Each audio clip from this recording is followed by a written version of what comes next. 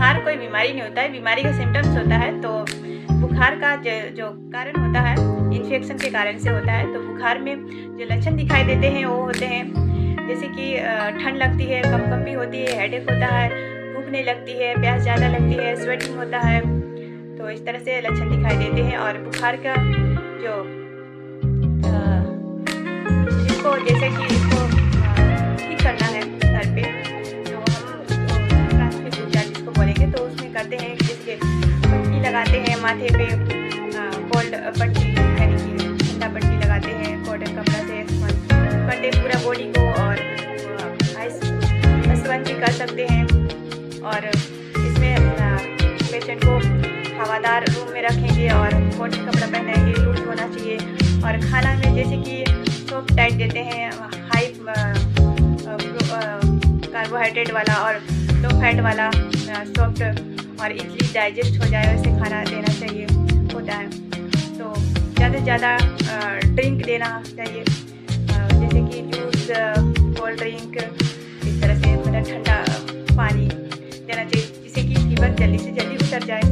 तो इस तरह से उपचार करते हैं घर पे प्राथमिक उपचार। ना उतरे तो डॉक्टर हैं ही, फिजिशियन के अनुसार जो प्रिस्क्रिप्शन के अनुसार उनको एंटीबायोटिक और एंटीबायोटिक दवा देना चाहिए होता है।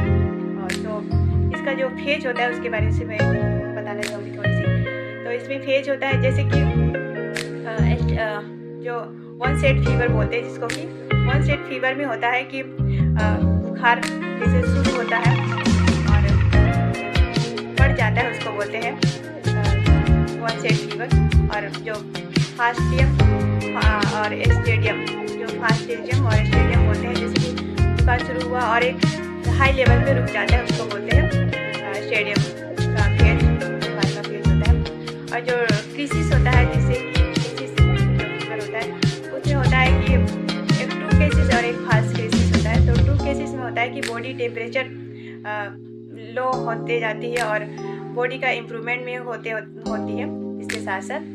तो इसको बोलते हैं crisis fever, true crisis fever. और फाल्स क्रिसिस फीवर में होता है कि बॉडी टेम्परेचर बिल्कुल झटाक से नीचे उतर जाता है, उसको बोलते हैं फाल्स क्रिसिस। और जैसे कि रेमिटेंट फीवर में होता है कि सुबह की शाम की तुलना में 2 डिग्री ज़्यादा मतलब एनी टाइम रहता है, फीवर कम नहीं होता है। और इन्वर्ट फीवर होता है जैसे कि मॉर्निंग में ज़्यादा देखने को मिलता है और इवनिंग में कम देखने को मिलता है। इस तरह से फीवर होता है इन्वर्ट फीवर में। और हेक्टिक फीवर होता है जो कि बिल्कुल लो से मतलब हाई में